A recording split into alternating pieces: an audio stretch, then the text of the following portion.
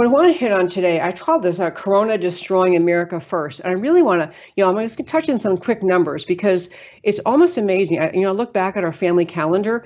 My husband and I were out at a conference in the end of February. In fact, I mentioned this conference in the recent interview in the show with Steve Moore, the economist, who I think is on last week or the week before on this show. But we were out at this conference in the end of February. Steve Moore spoke, and honestly, it was a conference of conservatives. And the atmosphere at the end of February was still just, upbeat and positive. America's going so well. The economy is great. We have people working. We have jobs being created. We have unemployment numbers as low as they've ever been.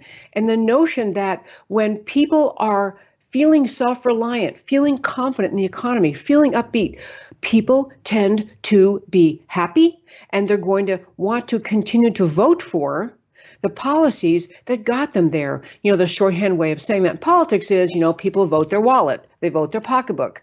When they can see the economy is going well, people are willing to vote for the policies that got them there, almost regardless of whether they could articulate those policies in, free market versus socialist versus communist, whatever else. The notion simply is that people vote for policies that work in their lives. At the end of February, so we're talking 6 weeks ago, the country was just upbeat about where we are as a country. Here we are now. We're in April, and we're just past the middle of April. We're looking at in this country the absolute collapse of the economy. We're looking at unemployment applications just skyrocketing. We're looking at unemployment numbers. I do have some numbers in front of me, but I want to hit more on kind of the connection between the political views and how you view coronavirus and healthcare generally.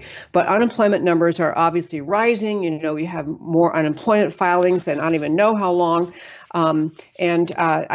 I do want to mention those because this is here's just one good example. 6.65 million filed for unemployment in the week ending April 2nd. So still, we're 2 weeks after that now. So 6.5 million filed. We have unemployment numbers that just are staggering, especially when you compare them with just a few short weeks ago. So the America First agenda, the President Trump agenda, was not simply as the left always tried to depict it, kind of a shallow, mindless, rah-rah America agenda. It was a very specific agenda tied to restoring America's free market, entrepreneurial, self-reliant, capitalist economy, which would create jobs, which it did. Companies came back to America, new jobs were created, and new jobs are created, and companies are built. They are started and they grow because of confidence. That's where we were 6 weeks ago. Now we have just absolute concern, depression, and just a really a collapse of all of that, all of what we all thought was so great just a few short weeks ago. But I want to tie in something and talk to you about this idea about the economic numbers are bad right now. And many predict they'll get worse, that we're going to continue. People are out of work, and now we are, at least where I live in the great state of Texas, through April 30th, we are under a shelter-in-place order. Businesses cannot be open, except essential businesses, but non-essential businesses, which is a very dicey definition, a very subjective definition, are closed. So people have no work. So people can't pay their rent, they can't pay their mortgage, they can't buy food, and so they're going on food stamps and they're going on unemployment. And so those numbers, which are terrible, are tied to fear about coronavirus. And also they're tied to loss of jobs, but they're also tied to how people think about the coronavirus and how people think about what the future is likely to hold. So I want to share some extremely interesting stories that relate to how people think about the virus and about the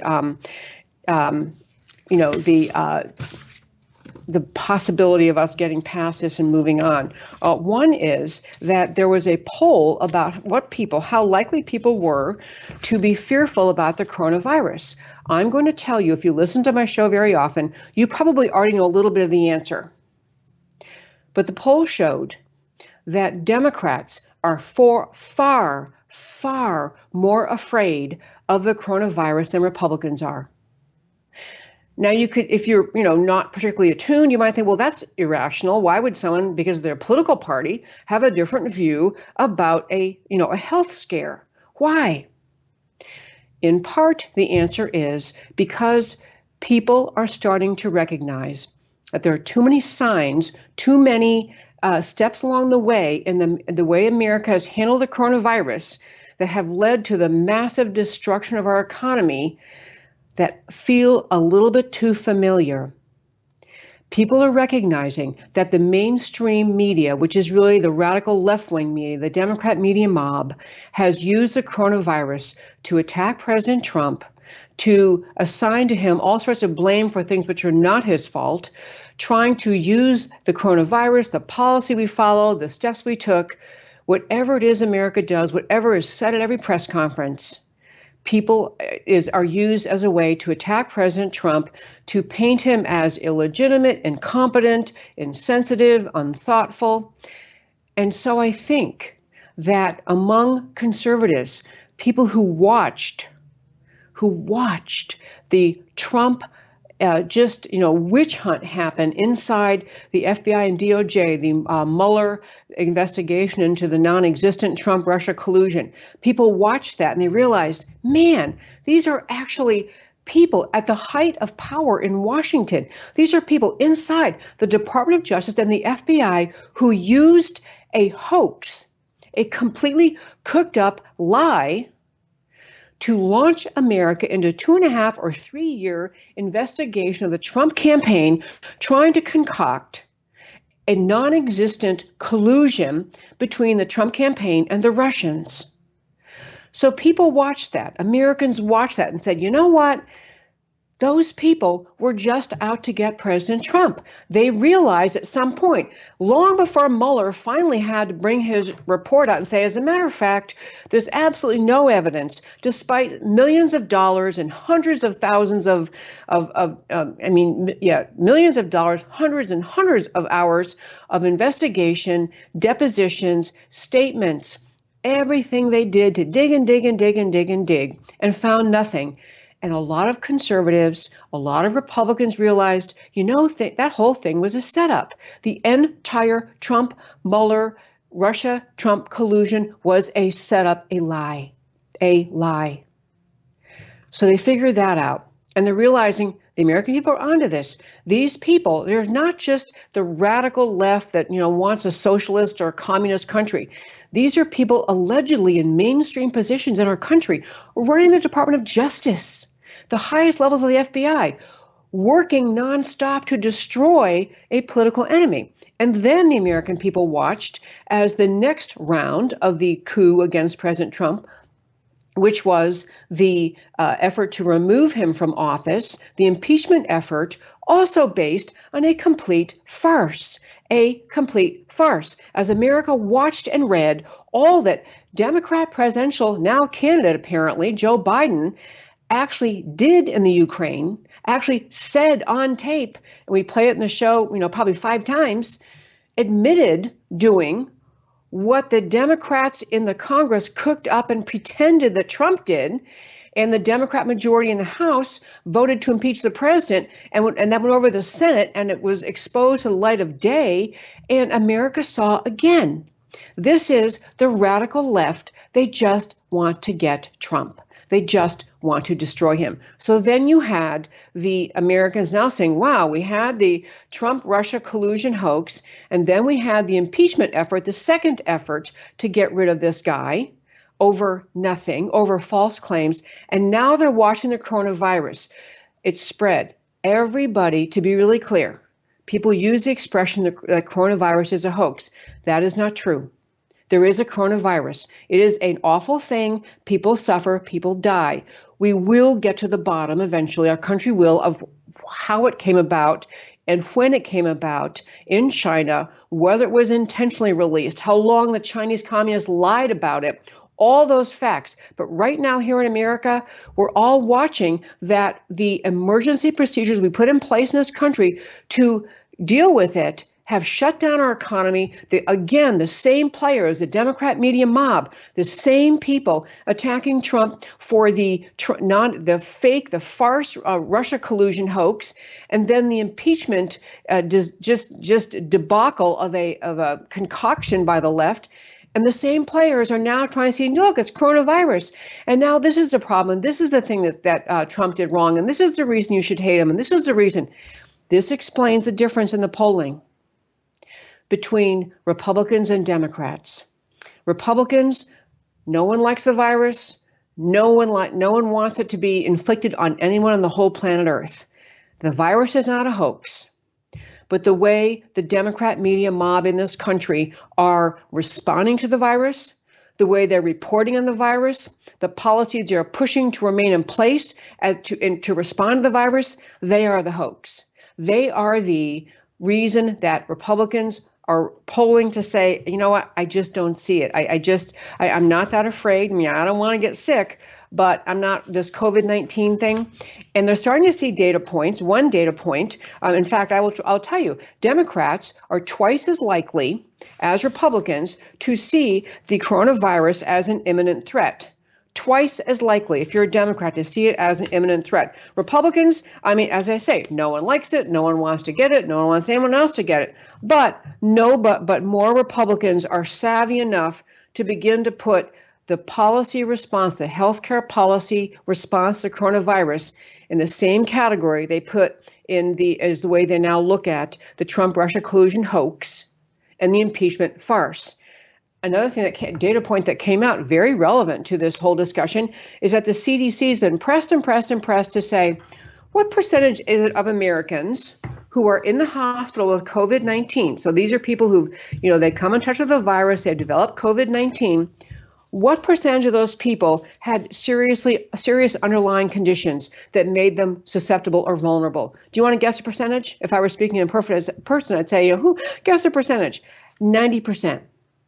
CDC is acknowledging 90% of the people suffering from the virus are people who already had serious underlying conditions. We're having temporarily constructed hospitals that were built in response to this anticipated just avalanche of people suffering from the coronavirus. The idea, by the way, very quickly was that because the numbers were so large that hospitals were supposedly going to be dealing with COVID-19, that there was a need to build extra hospitals, these kind of temporary hospitals. A Washington State field hospital, another one, St. John the Divine, was also built. Both of them are closing after having had no patients, zero. The idea was the hospitals would be so overrun with COVID-19 that the jurisdictions in place would have to move non-coronavirus patients somewhere safe to get them away from all of the really dangerous, COVID-19 patients. But there were so few that they didn't need to do that. I want to tell you something else in the scaremongering by the American left about this virus. And again, people, I know the virus is real. I know it hurts people. I'm telling you, the response America has engaged in is a set play to take down Donald Trump and to undermine the Trump presidency, conservatism, and not just that, but to undermine the entire rejuvenation of the American economy, the entire explosion of energy in the American economy that resulted from Donald Trump's policies. I do want to show you one graph, and I will tell you that doing this show remotely from home, I want to again say thank you to Real News PR, Real News Communication Networks, Matt Stoker, the amazingly wonderful producer. But I sent him one. It was actually a tweet, and I wanted to show you the numbers because part of what this responds to is you're hearing the left saying, well, the U.S. is doing a terrible job.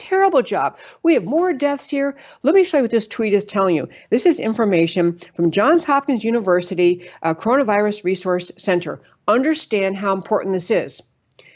This is putting the lie to the left's claim that America is performing terribly in response to the coronavirus.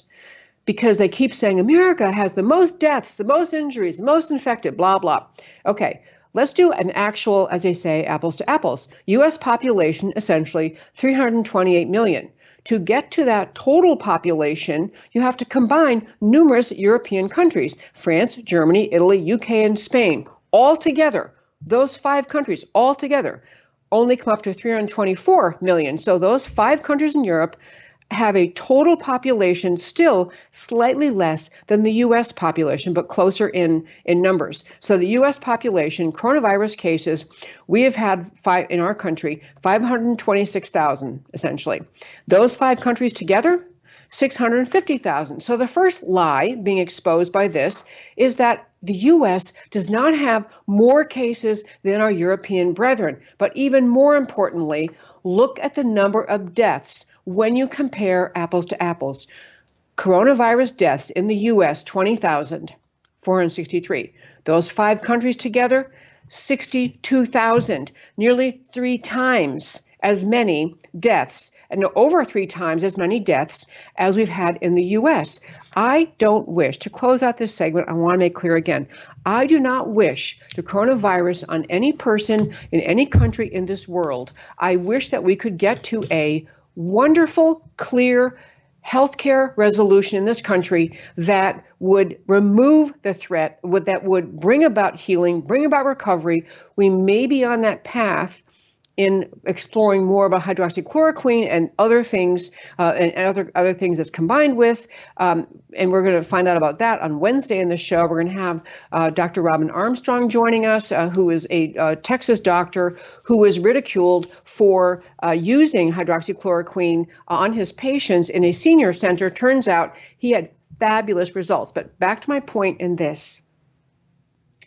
The media and the leftists in this country are throwing out lie after lie after lie after lie to the American people with the goal of undermining President Trump, of undermining the whole, it's not just President Trump, it's the whole renewal of America that was happening and is happening under President Trump's leadership. And he is about, I think, I don't know yet, we'll find out this week, about to fire Dr. Fauci, or at the very least, bring in other people to give a more balanced input to his policy-making, decision-making authority as he moves forward trying to handle the coronavirus. But to wrap up this segment, I called this segment this idea of coronavirus is destroying America first. What is happening is this virus and the policy choices made pretty much at the dictates of Dr. Fauci and Dr. Birx. The other one, we didn't mention her much today, but we've talked about her in other shows. The policies that we have made have largely flowed from the numbers that they provided to the president, numbers out, and from other groups too, we've talked about too, many other groups involved in coming up with completely inaccurate models. But we've had the policy dictates that have shut down this economy, that have damaged so many Americans. Those policies all came about because of the input of the Faucis of the world, the Birxes of the world, who also have a political agenda. Americans are waking up from that political agenda and realizing we actually don't want to participate in their effort to destroy the American economy. We want to listen to other voices of reason. We want to listen to other experts beside 2 people who are in bed with and intertangled with the Bill Gates, vaccinate the world, kind of more globalist mindset thought about how we handle health in this world. It's important to recognize that the reason Republicans are far less frightened about coronavirus is because more people are waking up to the way the virus policy was put in place, or the players behind the policy are driven by worldviews, mindsets, whatever you want to call it, that are anti-American and unsupportive of the whole America First agenda that was bringing our economy back.